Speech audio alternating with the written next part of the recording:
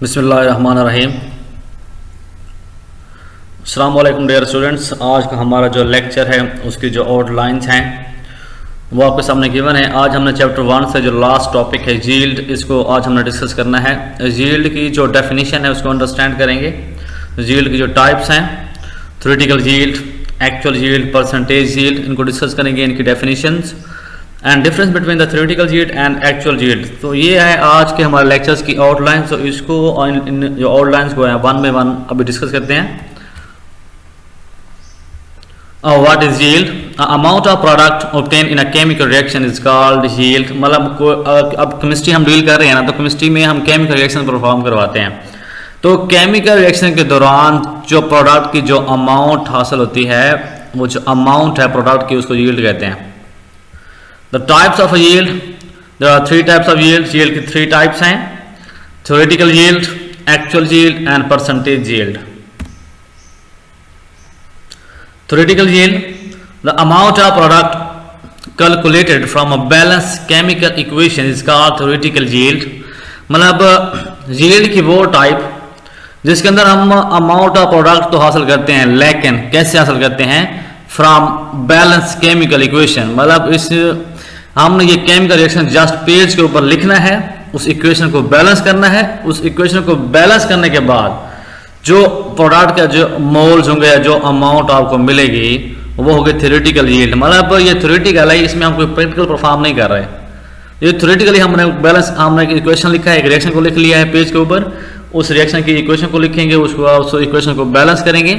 Balance करने के बाद जो प्रोडक्ट की जो अमाउंट आपको मिलेगी उसको हम कहेंगे theoretical yield. It is also called, also known as calculated yield और एक्सपेक्टेड यील्ड।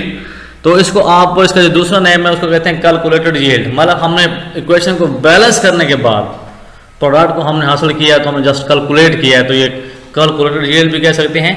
एक्सपेक्टेड यील्ड है, ये एक्सपेक्टेड है क्योंकि इसमें हमने कोई प्रैक्टिकल तो परफॉर्म किया नहीं है, तो जस्ट इक्वेशन से हमने प्रोडक्ट को निकाल लिया है। तो ये हमारे पास एक्सपेक्टेड यील्ड भी है, कैलकुलेटेड यील्ड भी है and theoretical yield. It is the maximum amount of product which can be produced by a given amount of reactants according to a balance chemical equation. तो ये जो है यील्ड की वो टाइप है जिसमें आपको ज़्यादा से ज़्यादा प्रोडक्ट आपको मिल सकते हैं। ज़्यादा से ज़्यादा प्रोडक्ट क्यों मिलते हैं? क्योंकि मैंने पहले बताया कि जब हम थ्योरेटिकल यील्ड को कैलकुलेट करते हैं तो हम जस्ट एक पेज के ऊपर एक रिएक्शन को लिखते हैं।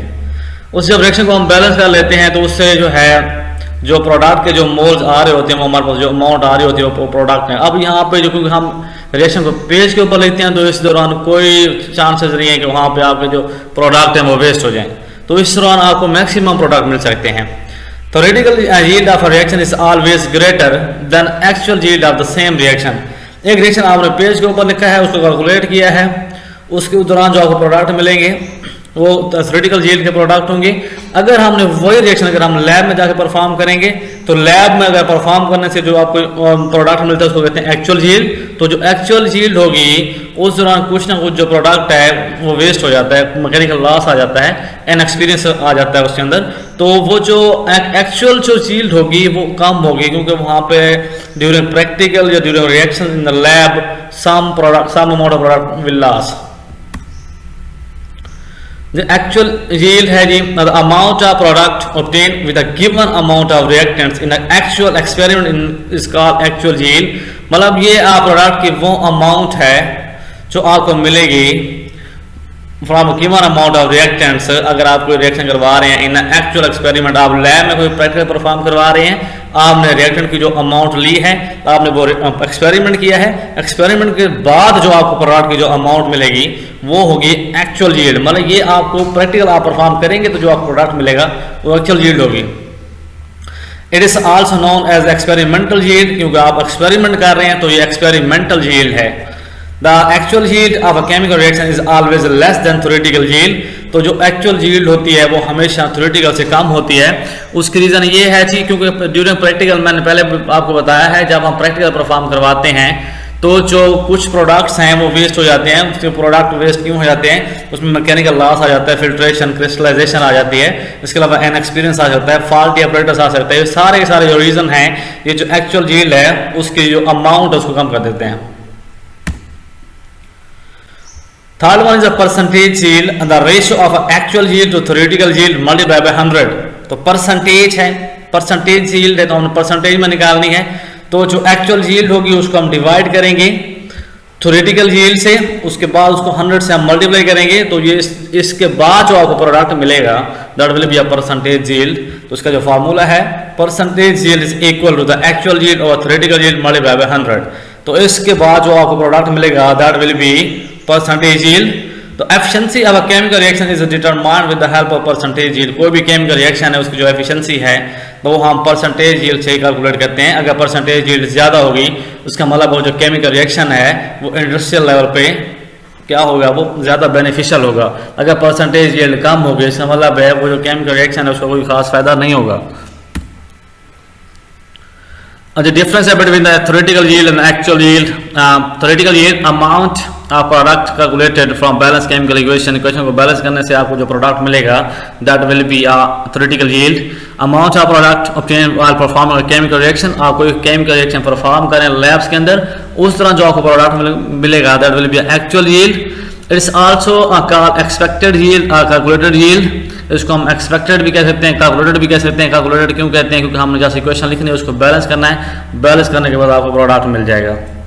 उसके बाद है जी हमारे पास है जी it is also called experimental yield. जो एक्चुअल यील्ड है उसको हम एक्सपेरिमेंटल कहते हैं क्योंकि हम लैब में प्रैक्टिकल परफॉर्म करवाते हैं, उसके बाद आपको जो प्रोडक्ट मिलता है वो that is actual yield. Theoretical yield is always greater than actual yield. यहाँ पर डिस्कस कर चुके हैं जो थ्योरेटिकल यील्ड है वो एक्चुअल से ज़्यादा होती है। उसका रीज़न ये है क्योंकि थ्योरेटिकली जब हम बैलेंस को लिखते हैं, इक्वेशन को लिखते हैं, फिर बैलेंस करते हैं, फिर जो प्रोडक्ट निकालते हैं उसमें कोई चांसेस नहीं होते, कोई प्रोडक्ट वहाँ पे वेस्ट नहीं होता, ना ही लॉस होता है। दैट्स वाई जो थ्योरेटिकल यील्ड है वो always greater. Actual is always less than theoretical yield. तो एक्चुअल यील्ड है वो उससे कम होती है, वो मैंने पहले आपको बता दिया है क्योंकि जब हम लैब में प्रैक्टिकल परफॉर्म करवाते हैं तो हम कुछ ना कुछ मैकेनिकल लॉस आ जाते हैं, इनएक्सपीरियंस भी आ जाता है, जिसकी वजह से जो प्रोडक्ट हैं वो वेस्ट हो जाते हैं। और जो आपको नेट जो प्रोडक्ट मिलता है, अमाउंट मिलती है प्रोडक्ट की that is less than theoretical. तो no need to perform experiment.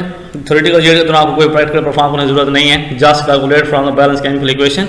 जैसे इक्वेशन लिखेंगे उसको बैलेंस कर लेंगे। और जो एक्चुअल यील्ड है, in order to get actual yield experiment has to be performed. अगर आप एक्चुअल यील्ड हासिल करना चाहते हैं तो आपको केमिकल रिएक्शन परफॉर्म करवाना पड़ेगा। तो ये था आज हमारा छोटा सा टॉपिक, इसको आज हमने 1 by 1 अंडरस्टैंड कर लिया, तो आप लोगों ने इसको अच्छी तरह से अंडरस्टैंड करना है।